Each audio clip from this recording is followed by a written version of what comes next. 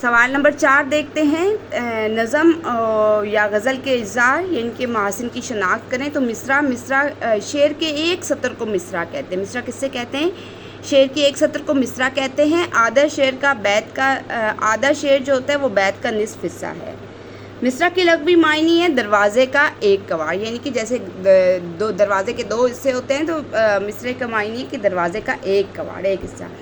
شعر بہترین الفاظ کے استعمال کو شعر کہا جاتا ہے۔ مقرر وزن اور بحر میں لکھی تحریر کو بھی شعر کہتے ہیں۔ ایک شعر 2 ہم وزن مصرعوں پر مشتمل ہوتا ہے جو ایک بحر میں لکھے گئے ہوں اور جو کسی سنجیدہ مضمون پر مشتمل ہو۔ قافیہ کیا ہوتا ہے؟ ہم آواز الفاظ کو قافیہ کہتے ہیں، اور ردیف قافیہ کے بعد دہرائے جانے والے الفاظ کو ردیف کہتے ہیں، کہ دونوں مصرعے ہم قافیہ اور ہم ردیف ہوں۔ مخمس اور مسدس میں کیا فرق ہے؟ ایسی نظم جس کے ہر بند میں 5 مصرعے ہوں اسے مخمس کہلاتی ہے، اور ایسی نظم جس کے ہر بند میں 6 مصرعے ہوں وہ مسدس نظم کہلاتی ہے۔